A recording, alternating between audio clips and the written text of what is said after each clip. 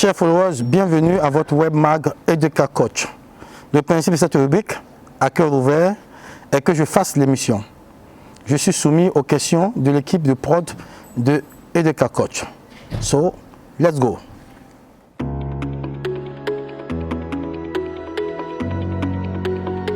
Preview.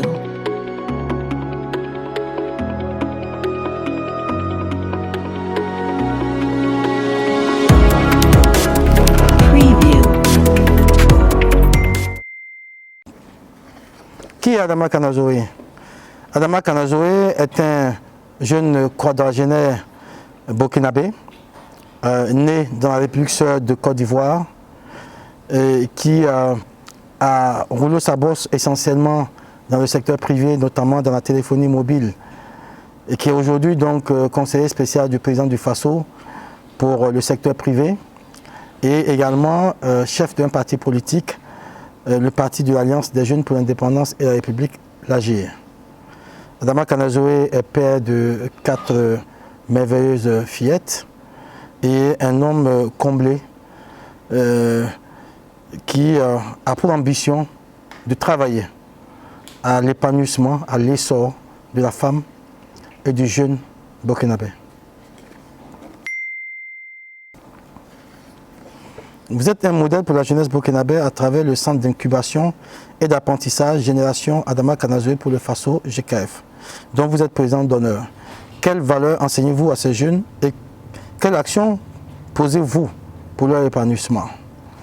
Écoutez, j'ai été moi-même flatté par donc, cette belle trouvaille de la jeunesse burkinabé qui, utilisant mon nom de façon symbolique, loin de tout culte de la personnalité, a décidé de mettre en place ce véritable centre d'apprentissage, de formation qu'est GKF.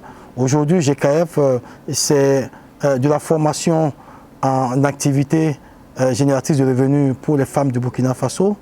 GKF, c'est la formation des jeunes en leadership, en entrepreneuriat. GKF, c'est également des actions citoyennes à travers des opérations de salubrité publique, des opérations de sensibilisation.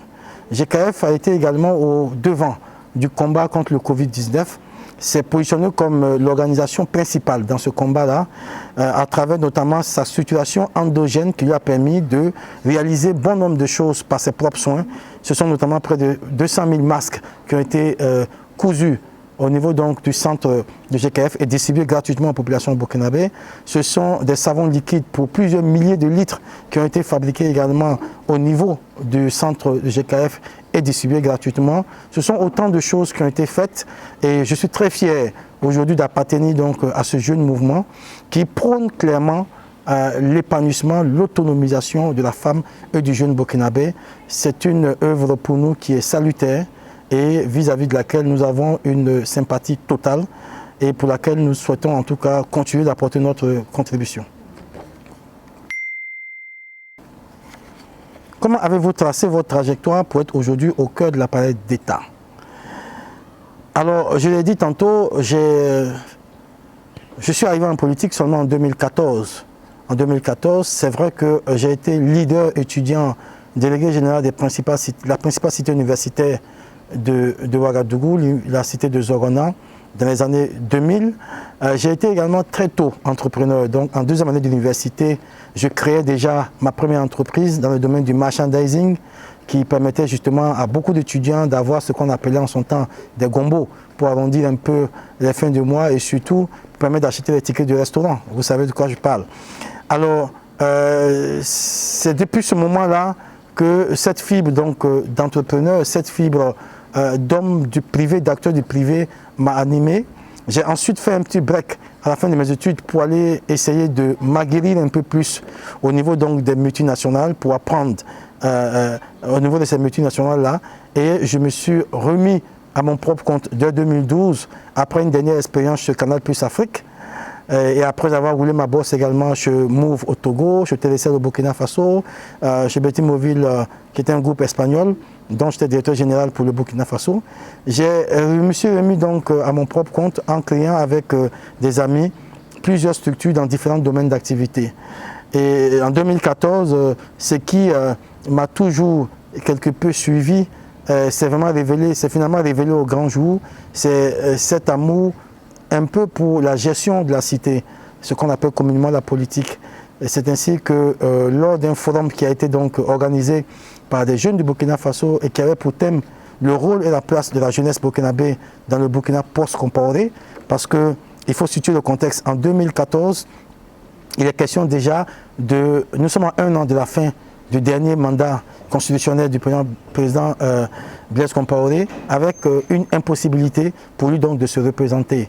Et en ce moment-là, des perspectives clairement s'ouvraient pour un Burkina post-Compaoré. C'est quand même près de 27 ans, 28 ans de pouvoir, d'exercice du pouvoir d'État. Les Burkinabés en avaient un peu las et voulaient voir autre chose. Et dans cette perspective-là, nous avions souhaité être au cœur donc, de cette dynamique nouvelle-là. Nous avons donc eu cette conférence qui a accouché donc de 2 écoles. Une école a souhaité que la jeunesse reste dans la société civile, et si donc est née une entité de la société civile, et une autre école a voulu que la jeunesse fasse le pas pour entrer dans la gouvernance, parce que finalement les décisions se prennent en amont au niveau de la gouvernance et s'appliquent donc à l'ensemble donc des populations et plus particulièrement donc à la jeunesse burkinabé. C'est ainsi que l'AJ, l'Alliance des jeunes pour l'indépendance et la République, est née, parti politique. J'ai eu la chance d'être porté donc à la tête de ce jeune mouvement politique, et nous avons travaillé ensemble avec l'opposition politique au sein donc de l'ex-chef de file de l'opposition politique du CEFOP, et nous avons travaillé dur jusqu'à obtenir la capitulation du président Blaise Compaoré et son départ du pouvoir. En 2015, il était question d'élection pour un retour à une vie constitutionnelle normale. Nous avons également fait acte de candidature au niveau des présidentielles. Nous sommes arrivés avec un pourcentage honorable pour un candidat jeune et pour une première expérience.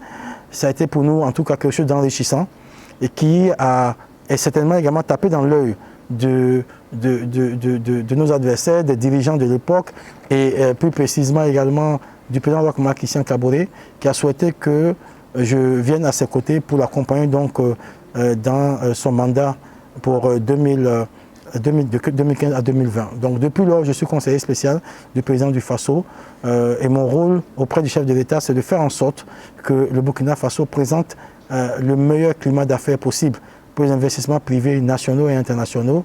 C'est de faire également en sorte que des PME, des jeunes entrepreneurs puissent trouver une législation favorable pour l'émergence donc de la petite et moyenne entreprise au Burkina Faso. C'est à cela que nous attelons au jour le jour.